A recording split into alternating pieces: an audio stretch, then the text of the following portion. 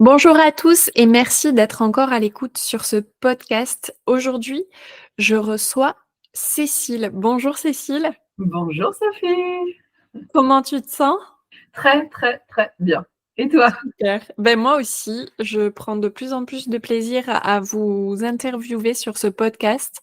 C'est quelque chose qui est en train de prendre beaucoup de place chez moi et j'adore ça. Eh ben, en tout cas, merci beaucoup pour ton invitation. Et merci vraiment à toi d'être venu, ça me touche beaucoup.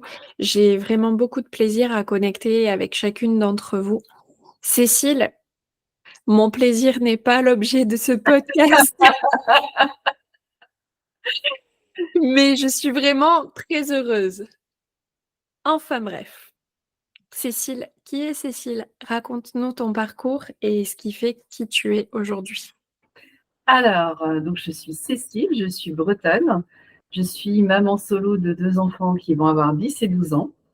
Je suis aujourd'hui hypnothérapeute et praticienne EMDR, donc gestion de trauma et addiction. J'ai mon cabinet dans lequel je vous reçois aujourd'hui, où je suis installée, en Bretagne et je fais aussi des consultations en visio. Et je suis thérapeute. Je suis installée ici depuis 1 an, là. Ça fait 1 an depuis le 1er mars que je suis installée dans ces locaux. Et avant, je faisais du conseil en entreprise, en fait, à mon compte. Et avant, j'étais acheteuse en industrie. Je travaillais auprès de grands groupes comme Thales Avionics, Thales Communication, Alcatel à l'époque. Voilà, j'étais spécialiste data center. Ok, rien à voir. Rien à voir. Mais en même temps, enfin, rien à voir. En fait, tous les chemins ont à un moment donné une logique, en fait. Mm. Et j'ai appris dans l'industrie, j'ai appris du coup les process, les grandes structures, la force des grosses structures. En tant qu'acheteuse, je dépensais beaucoup. Je dépensais 3 millions d'euros par an quand même. Waouh, sacré Ah portefeuille. ouais, sacré portefeuille. Bon, c'était pas des loups-poutins que j'achetais, hein. Ouais, j'imagine. Mais c'était sympa quand même. Et en fait, donc ça m'a appris à travailler en fait, ça m'a appris à me structurer. Ça m'a appris à élargir tout mon panel en fait de ressources, de capacités, d'adaptation, de négociation. Je travaillais beaucoup en partenariat, en fait. Donc, c'était vraiment développer des relations, mais à des vues industrielles. Et en 2014, en fait, après la naissance de mon deuxième enfant, il avait 2 mois. J'avais une petite fille de 2 ans. J'avais mon fils de 2 mois dans les bras. Et j'ai négocié une rupture conventionnelle et je me suis mise à mon compte. Ok. J'avais pas fait de business plan, j'avais pas de clients, j'avais rien. J'ai tout lâché pour me lancer à mon compte en conseil en entreprise, gestion administrative, ce genre de choses. Et je me suis éclatée. Au bout de 15 jours, j'avais déjà mes premiers clients et après, c'était parti. Ça a duré 10 ans. Génial. Et tu as décidé ça comme ça? Bah, en fait, la société dans laquelle j'étais pendant mon congé maternité, ça se passait pas très, très bien. Et en fait, ils avaient fait des ruptures conventionnelles avec tous les amis que j'avais encore là-bas. Mhm. Et en fait, le déclic, ça a été ma dernière copine qui m'envoie un message et qui me dit: Je voulais te prévenir, je donne ma démission ce midi. Et là, je me suis dit: Je ne peux pas y retourner. Je ne peux pas y retourner. Et j'ai appelé la DRH et on a négocié une rupture conventionnelle. Ils étaient un peu en train de restructurer et en fait, du coup, ça les arrangeait. Enfin, ça nous arrangeait tous les deux, en fait, que ça se termine comme ça. Bon, quelquefois les chemins se séparent, même si le voyage a été bon, c'est quand même bien de continuer sa route et d'aller ailleurs. Exactement, exactement, ouais. Et puis, bah, je pense que c'était terminé aussi dans cette structure-là. Et c'était un sacré saut dans le vide, Bah ouais, tu m'étonnes. mais je n'ai aucun regret. Aucun regret. On peut dire que tu as fait ça au pire moment. Oui, mais en fait, à un moment donné, tu peux plus. C'est ce déclic-là de cette amie qui m'envoie ce message de je donne ma démission. Je me suis dit, je ne peux pas y retourner. C'était juste plus possible. Et en fait, bah, tu peux plus lutter. Tu vois ce que je veux dire? Oui. À un moment donné, ça devient une évidence. Ça ne veut pas dire que c'est facile. Mm.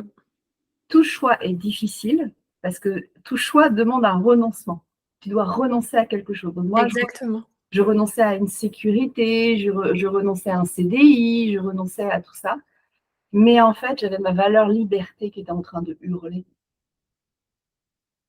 Et là, j'ai pris ma liberté. Mais j'ai créé ma micro-entreprise et je me suis lancée. Et ouais, quel sacré pari. Et en fait, dans ma vie, à chaque fois, je me dis, mais la vache, mais je remercie à chaque fois la Cécile de cette époque-là, mais d'avoir eu Je me suis dit, mais j'étais un peu tarée quand même. J'étais un peu tarée, comme il y a un an, quand j'ai décidé que j'allais devenir hypnothérapeute. Enfin, j'ai commencé ma formation. Au début, c'était pour venir ajouter l'hypnose dans mes accompagnements. Et puis, en fait, après, c'était de l'EMDR. Et puis après, je me suis dit, bah non, je vais ouvrir mon cabinet de thérapie, en fait. Alors, si Mm. on récapitule, Mhm. responsable des achats gros compte, Mm. Pas responsable des achats, j'étais acheteuse. acheteuse, Ouais. carrément. Allez, J'étais pas responsable achat. J'avais un d'accord, responsable achat. Mm. ok. Ensuite, tu ouvres ton cabinet et Ensuite, je fais de la gestion, du conseil en entreprise avec de la gestion administrative. En fait, je prenais les problèmes des petites structures et je Mhm. venais leur régler. Je faisais tout le point avec le comptable, les avocats s'il y avait besoin de ce genre de choses. Je faisais de la Ouais, gestion de trésorerie pour eux. Voilà. J'ai fait ça pendant 10 ans, à mon compte. génial. C'est du consulting en fait? C'était je vendais ma prestation en fait d'accompagnement d'entrepreneurs. Et tu dirais que le fait de ne pas faire partie de l'entreprise te permettait d'avoir une situation Ah oui, haute pour pouvoir regarder. ouais, complètement. Ah ouais, ça c'est un super Mm, service.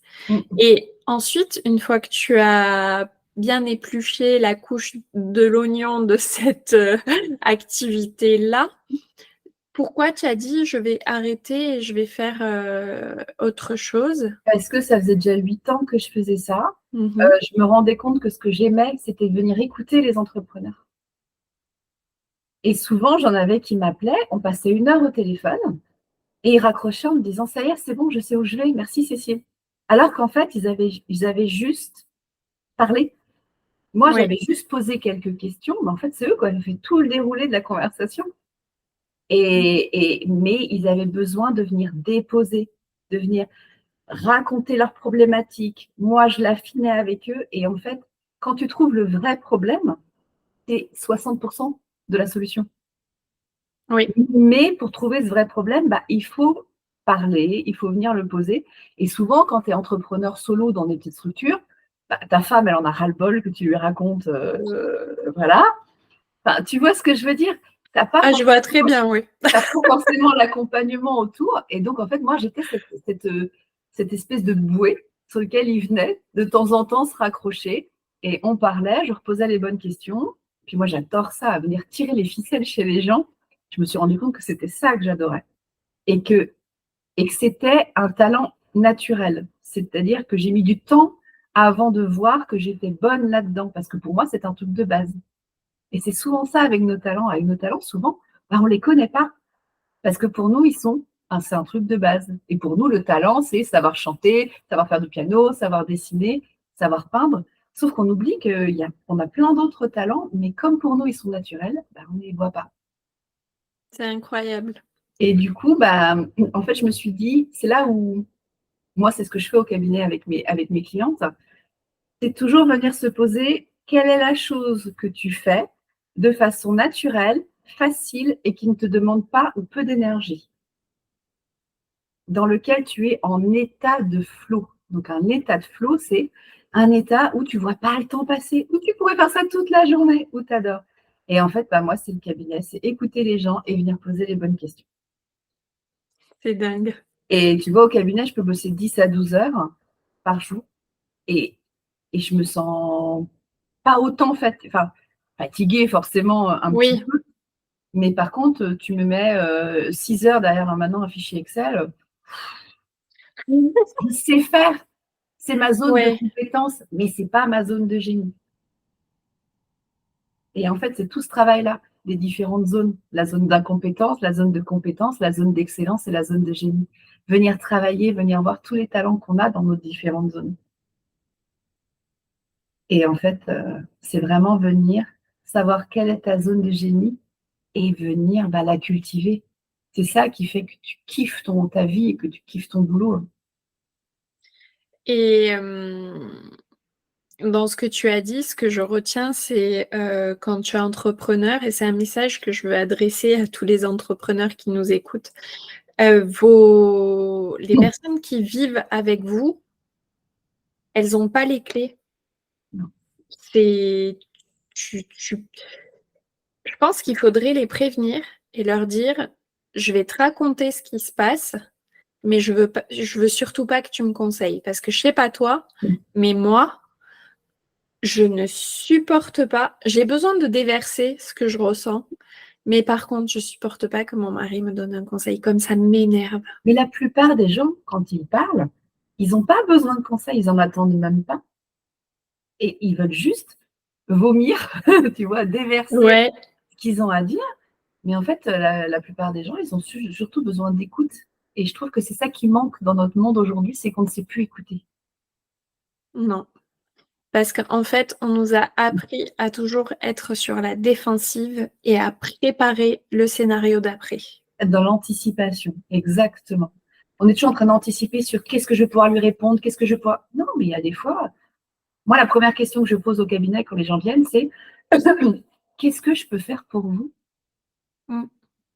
Je ne suis pas là en train de dire alors je vais révolutionner votre vie. Vous allez voir. Vous allez sortir, il va y avoir des paillettes partout, on va avoir le lever. Non, non, non, non. C'est vous, qu'est-ce que vous voulez, vous? Ouais, pourquoi vous êtes là, assis Vous devant êtes- moi? Et moi, des fois, je vois des choses, mais ça m'appartient à moi. En fait, c'est ma carte du monde à moi. Il faut venir écouter ce que les autres, enfin, ce que les personnes ont besoin et déjà venir formuler en quoi je peux vous aider, qu'est-ce que je peux faire pour vous. Ah, qui mettent des mots. Oui, Et du coup aussi, ils prennent leurs propres responsabilités. C'est que là, ils se mettent en action sur je vais formuler mon attente à quelqu'un. Mais comme tu dis, nos conjoints, enfin, moi j'en ai pas actuellement, mais nos conjoints ne sont pas là pour venir nous conseiller sur notre boîte et venir tout comprendre et tout participer avec nous parce que faut pas oublier que notre activité professionnelle, ça reste un métier. mm, Nous ne sommes pas notre métier. oui, Et donc, notre conjoint, il n'a pas forcément besoin de participer à notre projet professionnel parce que ça reste notre métier. Et c'est qu'une partie de notre vie, mais ce n'est pas notre vie. Je veux dire, Cécile, tu l'enlèves du cabinet, elle a sa vie, elle a ben autre oui, chose. Et, mais c'était quelque chose que je suis justement en train de rééquilibrer parce qu'à un moment donné, mon boulot devenait ma vie. Mais quand tu es passionné, c'est quand même, Ouais, c'est difficile de te mettre des limites, effectivement, oui. et le jour où j'ai eu le déclic, c'est quand mon meilleur ami m'a demandé qu'on aille voir un film au cinéma et que j'ai dû prendre mon calendrier et que je n'avais pas de disponibilité pour aller au cinéma. Ah oui, Et là, j'ai fait, là, il y a un problème. Il y a un problème. oui. En fait, tu subissais ton agenda. Ouais, puis pour moi, je tirais mes satisfactions du fait de mon activité professionnelle, sauf qu'en fait, mon activité professionnelle ne peut pas tout remplir. Non, il nourrit pas toutes les sphères de notre vie. Il remplit notre porte-monnaie, C'est mais ça, c'est pas suffisant. c'est ça. Il y a la Cécile thérapeute, il y a la Cécile entrepreneur, parce que j'ai vraiment ces deux casquettes. Je ne suis pas que thérapeute, je suis aussi une entrepreneur. Je suis la Cécile maman, Mhm. je suis la Cécile femme. Oui, Et actuellement, il n'y a pas de Cécile compagne ou conjointe, oui, mais elle aura aussi sa place. Mais la Cécile femme, c'est elle, en fait, quelque part, qui chapeauterait même tous ces domaines-là, tu vois.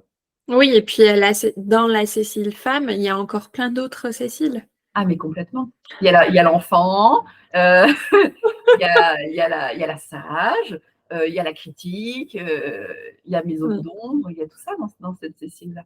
Complètement. Mm. Qu'est-ce qui t'a amené? Parce que tout le monde entend parler d'hypnose. Le MDR, j'en entends parler sans arrêt. Mhm. Est-ce que tu peux nous éclaircir sur ce sujet? Alors, l'hypnose, en fait, c'est un état de conscience modifié qu'on a naturellement plusieurs fois par jour. Mmh. Quand on conduit, quand on est dans la lune, c'est un état d'hypnose. Donc, c'est un état complètement naturel. Et en thérapie, dans un cabinet, c'est pas de l'hypnose de spectacle. Non. Mais il faut bien le préciser. Quand vous allez entendre, vous ferez pas le cochon. On fait pas ça en thérapie. Et Oui, c'est important de le préciser parce qu'il y a tellement de mythologie autour de l'hypnose. Je sais que j'ai des gens qui viennent me voir et qui me disent, hein, je fais de l'EMDR, mais on ne fait pas d'hypnose. Hein. Ils d'accord. ont peur. Et je les comprends parce que j'avais peur de l'hypnose moi aussi. J'avais vraiment. Si on m'avait dit qu'un jour je serais hypnothérapeute, j'aurais fait, ouais, bien sûr, c'est pas possible.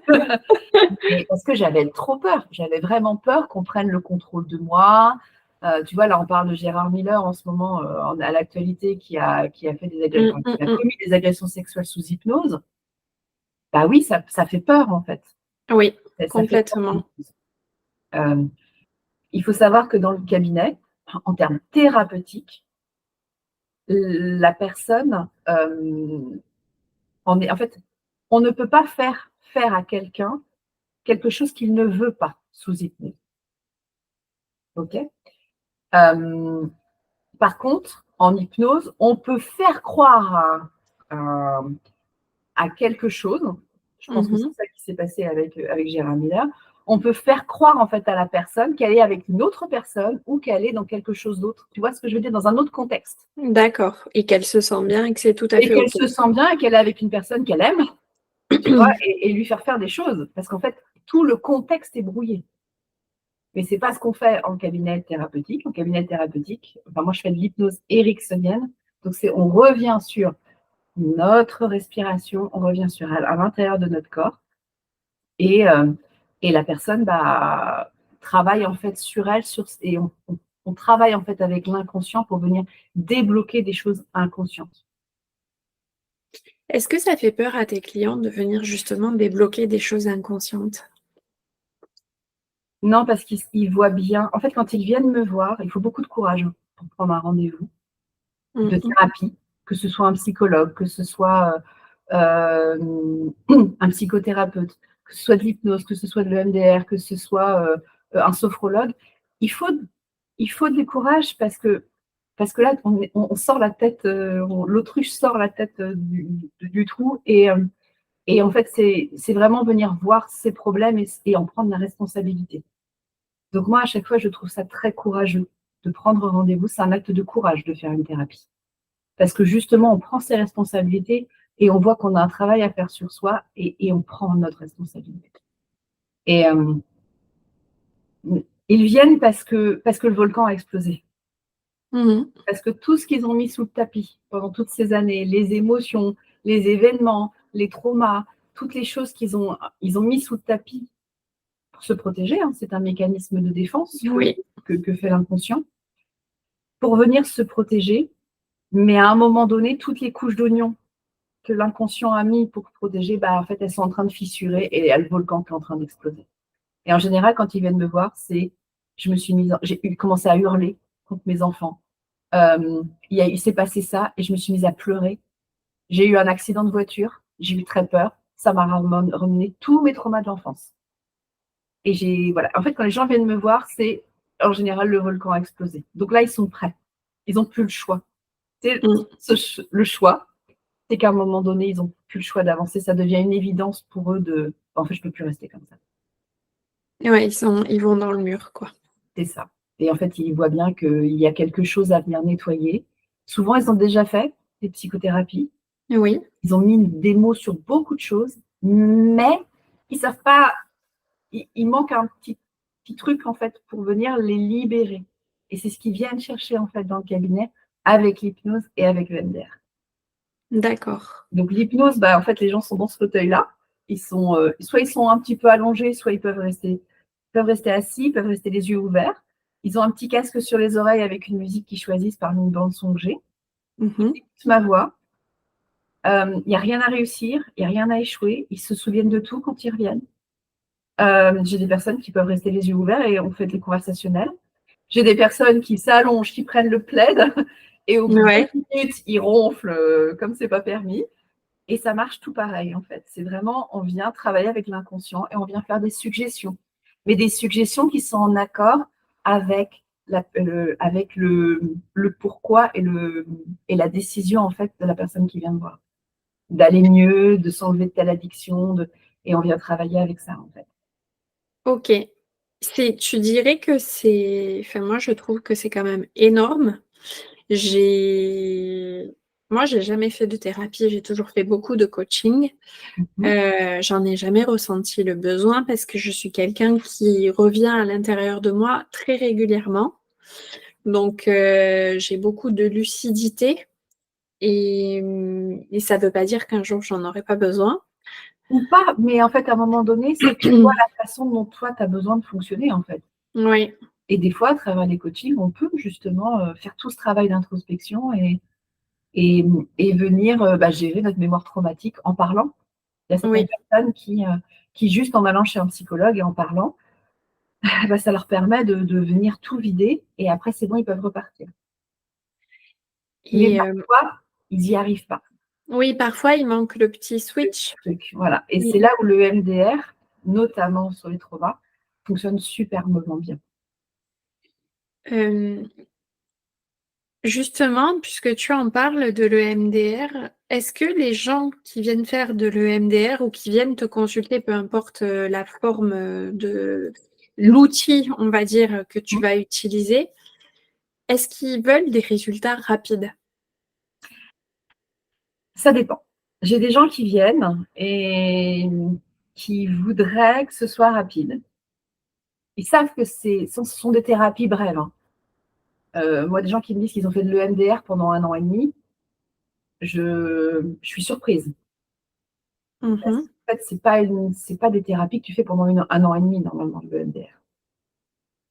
On dit entre 2 et 10 séances espacées tous les 15 jours. Donc, tu vois, ça ne fait pas 1 an et demi. Ou alors, dans ces cas-là, les rendez-vous sont lointains. Mais en général, ce sont des thérapies brèves. J'ai des personnes qui viennent, qui veulent donc des résultats rapides. Et j'en ai d'autres qui arrivent et qui me disent, je sais que ça va prendre le temps que ça va prendre. Et je vais te dire un secret, Sophie. Les gens Oui, qui viennent dans le cabinet et qui me disent, ça va prendre le temps que ça va prendre, c'est avec ceux-là que ça marche le plus vite. parce qu'ils ont lâché prise sur le sujet. Parce Je vois qu'ils ce que tu veux dire. sont prêts à aller sur le chemin et en fait, ils s'en foutent de savoir combien de temps ça va durer. Ils savent que ça va être un chemin et que de toute façon, ils vont avancer. Et généralement, c'est avec ces gens-là où ça marche le plus vite. Ou ceux qui me disent, ah bah vous allez me voir pendant longtemps parce qu'avec moi, il y a du boulot. Et ces gens-là, c'est pareil. En général, c'est assez rapide. Pardon, j'ai des restes. En fait, les gens qui te disent ça, ils ont beaucoup de conscience de leur état. Et pour en arriver là, il faut quand même être, comme tu as dit tout à l'heure, être assez courageux au final. Ouais. Tu vois, j'ai beaucoup de femmes qui viennent dans mon cabinet. Je pense que je suis à peu près à 80, presque 90% de femmes qui viennent me voir au cabinet. Et j'en ai beaucoup qui lâchent la bombe qu'elles ont depuis des années, qu'elles n'ont jamais avoué, parfois même à leur conjoint, qui sont des agressions sexuelles, qui sont des problématiques de viol. Euh, c'est c'est très lourd. Et quand elles viennent, quand elles se sentent en confiance et qu'elles lâchent la chose, c'est une libération pour elles, en fait. Elles portaient ce poids-là, ces chaînes qui les empêchaient d'avancer toutes ces années. Et sauf qu'à un moment donné, c'est juste plus possible de se battre autant, d'être toujours en énergie de réaction. Et à un moment donné, on vient dans le cabinet pour venir apaiser tout ça. Alors, comme je dis souvent, comme j'ai tout le temps d'ailleurs au cabinet, faire une thérapie, ce n'est ni oublier ni banaliser. C'est juste décider pour soi d'apaiser, de s'en libérer pour pouvoir continuer à avancer librement. En fait, une thérapie, c'est retrouver sa liberté. Ce n'est pas oublier, c'est pas banaliser, ce n'est même pas pardonner. C'est juste décider de poser tous les poids qu'on trimballe depuis des années, des fois qui sont même pas à nous, des sacs à dos pleins de pierres, avec des croyances, avec des machins, qui sont même pas les nôtres, en fait. Et c'est de venir enlever toutes ces chaînes, vider tous ces sacs pour décider en conscience de qu'est-ce qu'on mettait dans notre nouveau beau sac tout neuf. On vient mettre sur nos épaules, on met les belles chaussures, les nouvelles chaussures, et on y va. Et on laisse derrière nous tout ce qu'on veut plus, en fait. Et en hypnose, il y a plein de métaphores là-dessus. Et c'est aussi ça, c'est venir faire visualiser la personne qui vient clôturer, fermer un livre, venir le ranger dans une bibliothèque pour venir en ouvrir un autre.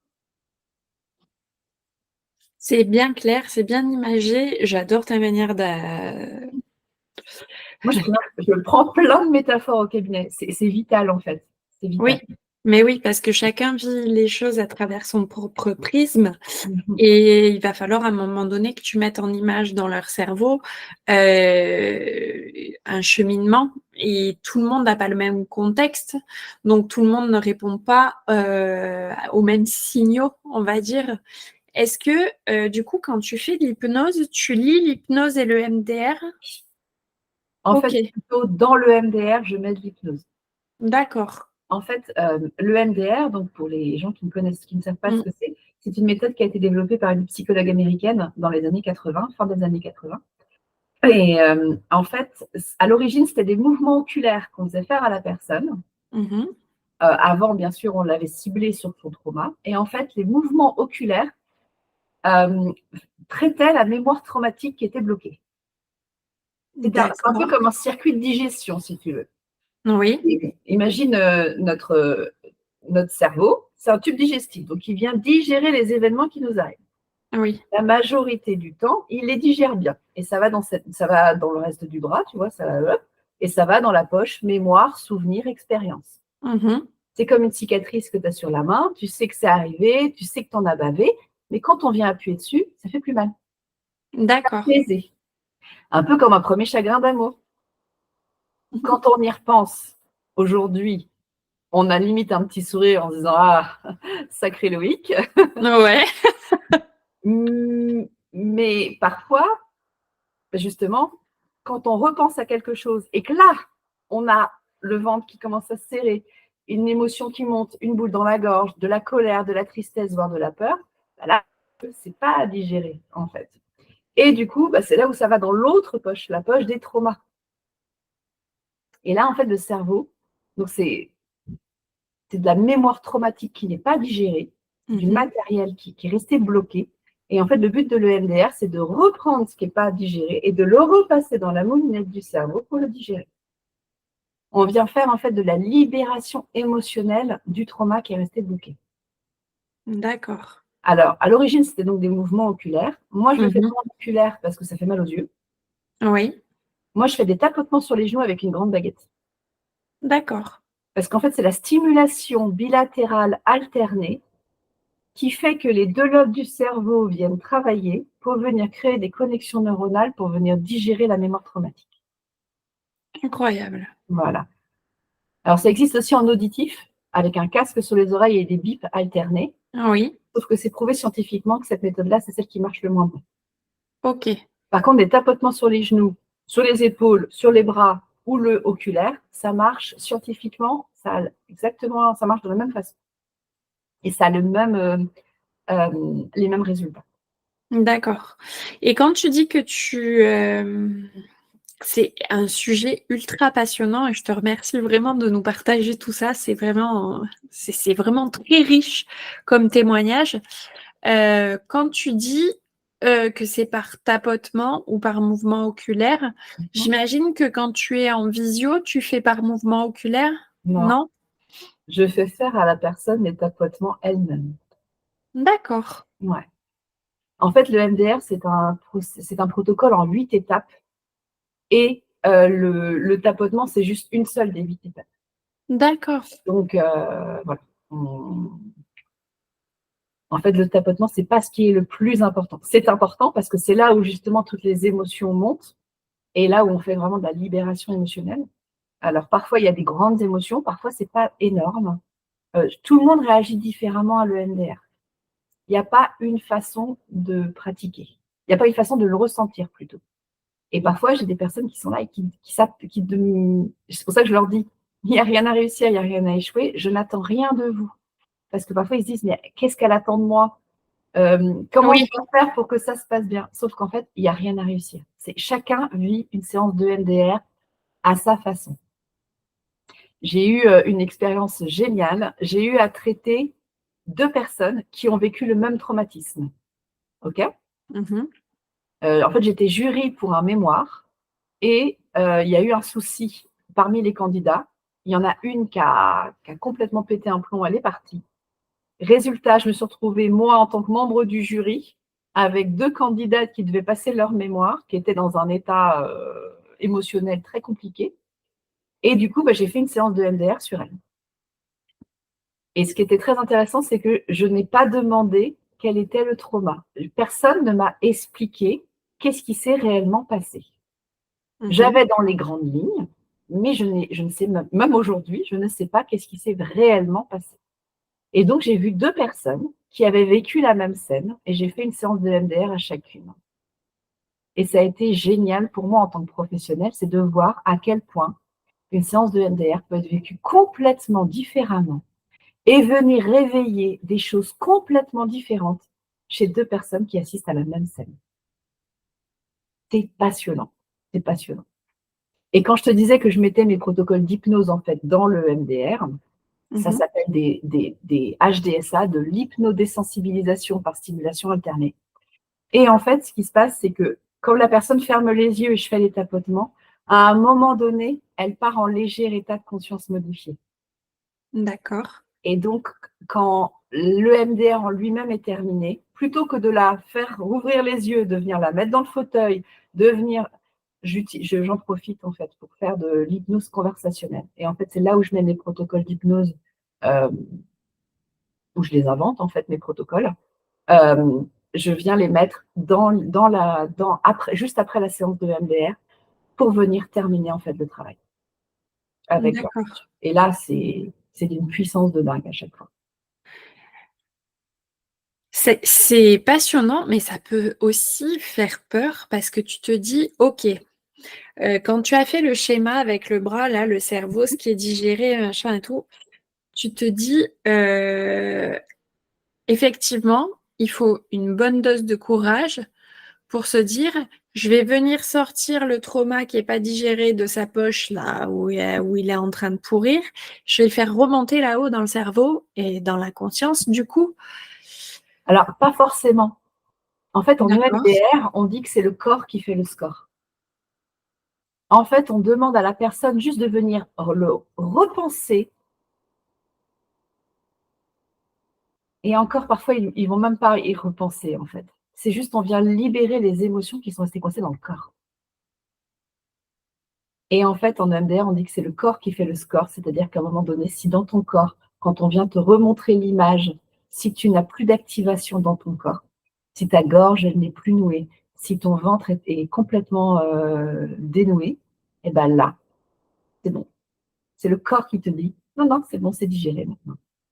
Oui, C'est plus le mental. En fait, quelque part, les tapotements, ça vient chanter ton mental, qui sait parfaitement comment raconter l'histoire, qui connaît parfaitement l'histoire dans toutes ses coutures. Et puis, il sait bien, c'est le hamster, tu sais, qui tourne dans sa roue. oui, Et moi, mon boulot, c'est de venir ouvrir la porte de hamster, prendre le hamster et venir. On regarde la roue de l'extérieur. Et surtout, on laisse le corps parler. Donc, c'est vraiment venir chanter le mental pour venir laisser sortir les émotions. Parce qu'on est très, très doué pour venir appuyer sur les émotions et il ne oui, faut pas les laisser sortir. Moi, je déteste le mot gestion des émotions. Une émotion, ça ne se gère pas. Une émotion, elle s'accueille.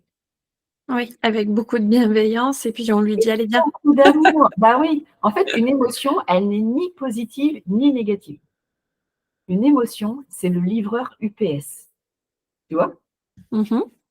Le livreur UPS, il vient t'apporter un message, il vient t'apporter un colis, il vient t'apporter quelque chose. Et bien, une émotion, c'est ça, c'est le livreur UPS. Alors, on ne tire pas sur le livreur UPS, on prend son message, Alors Oui, parfois, on est plutôt content de voir la joie qui vient, parce qu'on se dit: «Ah, oui, il est sympa lui». Des ouais, fois, c'est la peur et la tristesse qui vient, on se dit: «Bordel, encore lui». Mais ouais. c'est le livreur UPS en fait, la tristesse ou la peur, elles sont juste là pour nous donner des messages et Mmh. donc on vient les accueillir et en EMDR, ce qui est contre-intuitif, c'est qu'on vient laisser la place à l'émotion qui monte et c'est là où on vient la libérer. C'est quand on lui laisse toute la place et c'est assez incroyable, tu peux laisser monter une colère ou laisser monter la peur et tu lui laisses toute la place dans tout ton corps et ben, au moment où tu lui laisses toute la place, elle part et c'est un truc de fou, c'est comme un ballon de baudruche qui explose. Et j'ai encore une cliente qui me l'a dit en début de semaine, elle me dit: «C'est incroyable, c'est parti comme ça». Bah ouais. Ouais, parce qu'en fait, quand on va, être en état de stress, traumatique, Mmh mh. on va tout faire pour que l'émotion, elle monte pas, Bah oui, parce qu'on en a peur, bah au oui, final, de ce qui pourrait sortir. exactement. Ou alors on se dit qu'on n'a pas le droit, avec la colère notamment. Mmh. Parce que, peut-être qu'on a des souvenirs d'enfants, de proches qui se mettaient en colère et ça nous a traumatisés. On s'est mis la croyance qu'il ne faut pas se mettre en colère, c'est mal. Mmh. Sauf que la colère, elle est saine. La colère, elle est là pour nous dire que nos limites ont été franchies, que nos besoins n'ont pas été respectés. Oui. C'est tout ce qu'elle veut dire la colère. Mais quand on commence à l'avoir pointé, ça commence par de l'agacement, de l'énervement, et qu'on comprend son message et qu'on vient se mettre en action tout de suite, qu'on vient reposer nos limites ou qu'on vient reprendre soin de nous, bah, la colère, qu'est-ce qu'elle fait? Ou l'énervement? Il part. Et en fait, c'est ça, c'est accueillir les émotions. C'est comme ça qu'on les gère. Oui, En venant les entre accueillir. guillemets. Voilà, c'est en venant les accueillir. Une émotion, en fait, elle est là pour nous donner des indications sur ce qui se passe en nous, en fait. Et plus on les accueille, bah, mieux ça se passe. C'est assez touchant tout ce que tu dis, ça me fait ça me fait comprendre beaucoup de choses et comment enfin, aujourd'hui, tu accompagnes, les particuliers Oui, et tu as choisi de développer une activité vers les entreprises aussi? c'est ça, que je suis actuellement en train de créer. Ça va être un suivi, en fait, pour les entrepreneurs parce que l'entrepreneur est interdépendant de l'être humain qu'il y a derrière. Oui, Et en fait, je m'en suis rendu compte, j'étais en immersion business, il y a 15 jours, 3 semaines maintenant, à Nice, avec Charlotte Apieto et Fabien Matt et qui sont 2 coachs, voilà, coachs de dirigeants pour l'un, une grande entrepreneuse avec des chiffres d'affaires à 6 chiffres dans ses sociétés. Et en fait, je me suis rendu compte avec tous les entrepreneurs passionnants qu'il y avait autour de la table, qu'en fait, leur problème n'était pas forcément le vrai problème, que derrière le problème officiel, il y avait d'autres problèmes officieux qui étaient dans leur vie privée, qui étaient des blocages, qui étaient des croyances, et en fait, avec l'EMDR justement, bah, tu viens tirer les petites ficelles et du coup, tu viens trouver quel est le vrai problème et venir faire de la libération émotionnelle pour venir débloquer ce qui bloquait dans ton business, en fait. Et je c'était déjà quelque chose que j'avais en tête, mais là, j'ai vraiment eu la confirmation il y a 3 semaines en me disant: «Mais vas-y, en fait, vas-y, tu es pertinente là-dedans. Tu sais que tu peux aider à débloquer plein de choses, mais vas-y, vas-y». Et donc c'est tout l'accompagnement là que je vais proposer. On va travailler sur les 2 tableaux, sur le business de la personne. Comment est-ce qu'elle, bah, qu'est-ce que je peux faire pour elle? Quel est son oui. problème? Quel est son challenge du moment? Quel est son objectif? On va venir voir ce qui bloque et souvent, c'est de l'émotionnel, c'est des croyances, c'est des peurs, la peur de refaire un burn-out, la peur de ne plus avoir de temps pour soi, Mmh mh. leur liberté qui peut beaucoup hurler. Parfois, ils connaissent même pas leurs valeurs, ils connaissent même pas leurs besoins et donc du coup, c'est venir reposer les choses à plat, venir faire de la libération émotionnelle quand il y a besoin avec de l'EMDR ou avec de l'hypnose pour venir, bah, libérer leur business et qui créent vraiment leur business, qu'ils ont vraiment envie de créer et qui leur correspond et venir péter leur plafond de verre. Oui, alors clairement, moi qui ai été entrepreneur en entreprise, en agence immobilière, Mmh. hem, je comprends complètement ce que tu veux dire parce que je leur disais toujours: «Vous oubliez l'humain qu'il y a derrière». Ça, c'est ce que je disais souvent à mon directeur d'agence. Je lui disais: «Ouais, mais lui, là, c'est pas juste un pion que tu vas mettre à un endroit et que tu vas lui dire: "Fais ça, tu es capable"». Parce que lui, il a toute une histoire, il a tout un contexte, il a plein de pensées, plein d'émotions, plein de limites, plein de choses, plein de patterns, de struggles, de tout ce que tu veux. Mmh mh. Et toi, ce que tu es en train de lui dire, c'est ta vérité, c'est ta manière de le voir. Mais si lui, il a plein de blocages dont il a même pas conscience, il pourra jamais avancer. Non. Jamais. Et on n'est pas des commodes à tiroirs.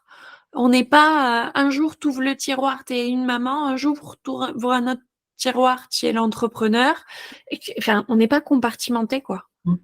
Et dans nos jobs, souvent dans nos jobs d'entrepreneur, on nous demande de se compartimenter. Mais c'est pas vrai que tu vas être au top niveau selon, quel moment du cycle tu vas être, Mmh.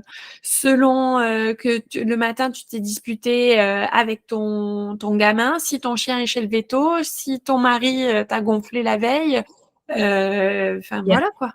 il y a un coach américain, je ne sais plus son nom, j'avais vu sa vidéo.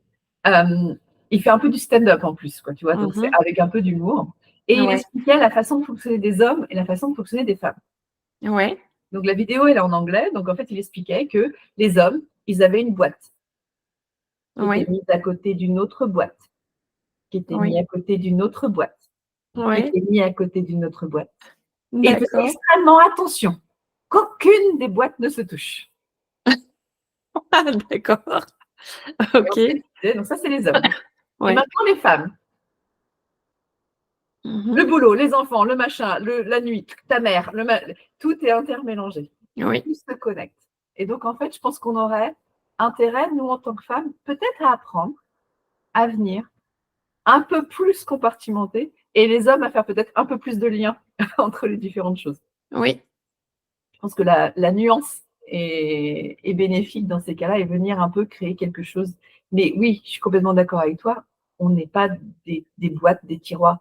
Moi, je ne suis pas maman de 10 heures à midi, ou je ne suis pas que. Non, non. Même en tant que thérapeute, avec tout le travail de posture professionnelle que je fais, je suis suivie avec deux psychologues. En fait, je fais un accompagnement avec deux psychologues, mmh, une psychologue clinicienne et une psychologue clinicienne qui est coach, sur de la posture professionnelle. Et c'est ce qu'elle nous dit. Nous-mêmes, on a des croyances en tant que thérapeute, et ces croyances-là, eh ben, elles sont forcément aussi dans la thérapie. Et donc, il faut qu'on vienne mettre de la lumière là-dessus pour voir ce qu'elle dégage de positif dans la thérapie, mais aussi les choses qui pourraient être négatives dans l'alliance thérapeutique. Et donc, c'est venir faire tout ce travail sur nous, sur bah, toute cette notion de transfert, de contre-transfert, oui. et venir faire attention en fait à nos propres blocages et nos propres croyances. Oui, parce qu'on est d'accord que la question que j'allais te poser en suivant, c'est, comment tu fais toi pour te protéger de toutes ces émotions que tu prends à travers la gueule? Alors, c'est toute la différence entre l'empathie et la compassion. Oui. C'est-à-dire l'empathie, tu comprends l'émotion de l'autre. Parfois, j'ai les larmes qui me montent aux yeux, hein, parce que c'est des histoires des fois qui sont lourdes. Il y a beaucoup de confiance dans le cabinet. Quand une personne me raconte des choses et me dit: «C'est la première fois depuis 40, j'ai 45 ans, c'est la première fois que j'en parle à quelqu'un». Tu sens qu'il y a de la confiance, que Mmh. l'alliance thérapeutique, elle est là. Tu les remercies, 1000 fois pour la confiance dont elles font preuve. Et puis il y a des fois, oui, ça c'est prégnant, mais par contre, je ne viens pas prendre leur douleur, et ça, c'est la racine latine de compassion, c'est souffrir avec.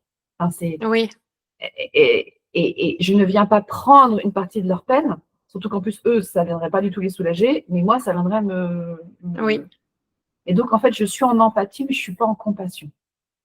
Ça veut dire que quand je ferme la porte du cabinet, je pars pas à la maison avec. oui, oui, oui.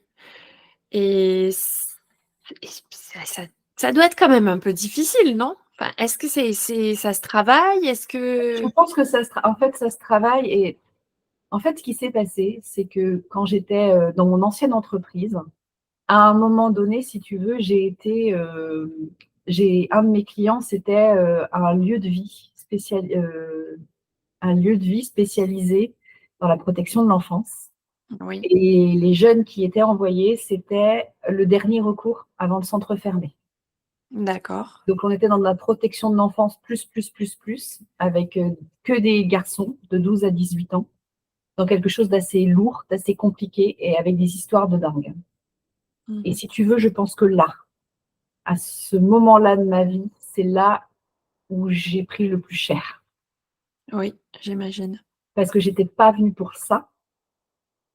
Et en fait, j'étais en lien avec ces jeunes.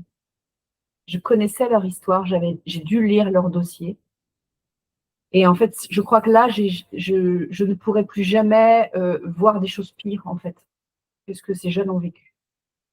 Donc, si tu veux, mon étalon, Il est très haut. il est très, très haut maintenant. Mais parce que je suis passée par là. J'aurais pas eu cette expérience-là. Ça a duré 3 ou 4 ans hein, quand même. J'aurais pas eu cette expérience-là. Peut-être qu'au cabinet, j'aurais eu plus de difficultés à me positionner. Mais en fait, du coup, au cabinet, j'ai pas. Et puis j'ai travaillé aussi sur moi, si tu veux. Quand les gens viennent me voir, si ça vient faire résonance avec certaines de mes histoires, je suis en paix avec. Enfin, je suis en paix ou je suis en train de travailler là-dessus. Donc ça ne vient pas m'activer. D'accord. Ou en tout cas, quand ça vient m'activer trop fort, je sais pourquoi. Et comme je suis OK avec ça, bah, moi, je le travaille aussi à côté. Tu vois, à côté, je ne suis pas seule en tant que thérapeute. J'ai des collègues, donc je fais de cette supervision avec donc ces 2 psychologues. J'ai d'autres collègues thérapeutes avec qui je peux parler pour vider quand c'est vraiment trop, trop, trop fort. Mais j'arrive à le gérer, en fait, parce que je l'accueille. Toujours ça, de toute façon, je l'accueille et je suis OK avec ça. Et ouais, je pense que sans cette expérience professionnelle dans ce lieu de vie, ça a duré 3 ans. Ça a duré 3 ans. Je pense que je ne serais pas aussi bien armée aujourd'hui. Oui, Mmh. ça a dû être quand même sacrément difficile. Oui, oui, oui. J'ai vécu des situations qui étaient, ouais, des choses que j'aurais jamais imaginées dans ma Ouais. vie. Ouais, des choses que tu vois à la télé, tu vois, Oui, oui, ouais, des des trucs où films. tu te dis et en fait, là, tu vois que c'est un quotidien, que c'est quelque chose enfin, c'est là où où ça a été le plus compliqué. Mais justement, tous ces professionnels-là, si tu veux, ils sont aussi entourés, ils font des analyses de pratique tous les mois, ils sont suivis par des psychologues, enfin, parce qu'effectivement, c'est hyper dur comme métier. Mais C'est oui. hyper dur parce que tu es confronté à, bah, aux pires choses, en fait, que tu peux voir sur cette planète. Oui, et quand enfin, Et la tu te protection poses de beaucoup l'enfance, des c'est questions pas du sur gamin. l'humanité, en fait. Ah Com oui, oui. Comment? Qu'est-ce que tu as dit? Pardon? Non, non, c'est exactement ça. On se pose des questions ouais, sur l'humanité un petit peu. Ouais, Ouais. ouais. Mm. Et je pense que le plus difficile à se dire, c'est: «Je fais partie de ça». Et comment je peux justement apporter ma pierre à l'édifice par Ouais, rapport à ça, tu vois? Et, euh, et donc, je pense que c'est aussi pour ça qu'aujourd'hui, au cabinet, j'ai réussi à faire ce pas de côté. oui, bah, oui, du coup, oui, forcément, quand, on n'est pas sur le même sujet, on va dire que c'est alors, rien n'est comparable, mais on va se l'avouer, c'est quand même beaucoup plus léger. Oui, mais bon, il y a quand même des histoires qui sont dures aussi. Mais je pense que je suis plus mature. Tu vois, par contre, là, j'ai 42 ans. Je ne sais pas Ouais. si je l'ai dit au début. J'avoue que les psychologues qui ont 25 ans, qui sortent de l'école, qui se mettent en cabinet, waouh! Moi, je suis contente en fait d'avoir fait autre chose avant. Oui, d'avoir vécu une vie autre Ouais, que ça. Ouais. ouais, parce que tu vois, j'ai aussi du recul par rapport à quand les gens viennent me voir, m'expliquent des situations au travail notamment. Je vois ce qu'elles sont en train de me dire parce que je l'ai vécu. Je sais ce que c'est de bosser en open space, je sais ce que c'est de bosser dans un bureau individuel. je comprends mieux leurs problématiques. Et surtout, je suis plus armée. À 42 ans, je suis maman solo, je me suis séparée, j'ai élevé mes enfants toute seule pendant 6 ans. Oui, enfin, j'ai j'ai j'ai avancé sur mon propre chemin et j'ai Oui, géré mes propres traumas. À 25 balais, si j'avais entendu des histoires comme parfois j'entends en cabinet, ça m'est personnel, hein, ce que je suis en train de dire. oui, oui. Moi, à 25 ans, waouh, j'aurais pas été capable de faire de faire ce métier. Je ne Oui, pense pas. la toi de 25 ans, Ouais. oui, oui, je comprends Je ce que tire tu mon veux dire. chapeau aux psychologues qui s'installent jeunes en cabinet. Bah, je leur tire mon chapeau. Ouais. Ouais. Ah ben oui, j'imagine. Parce que Au là, faut être solide. Il faut être solide en posture professionnelle. Complètement, complètement. Cécile, on arrive à la fin de ce podcast. Tu nous as dit plein de choses hyper riches. Je suis bavarde. J'ai vraiment adoré, mais c'est le but du podcast, c'est d'être bavarde, parce que sinon, c'est pas très drôle à écouter si personne ne parle. Je pense que tu as éclairé beaucoup, beaucoup de personnes qui vont nous écouter sur ce qu'est l'hypnose et ce qu'est le MDR. Donc pour ça, je te remercie.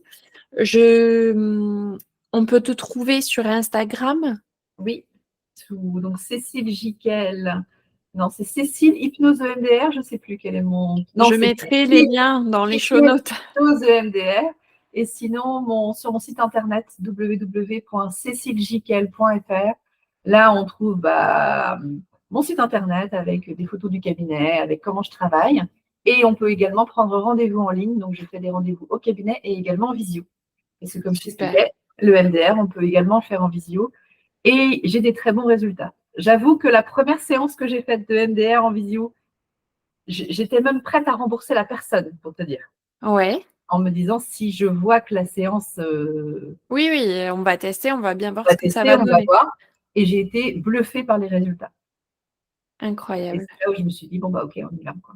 Mais ouais, ça marche en visio. Super, super, super.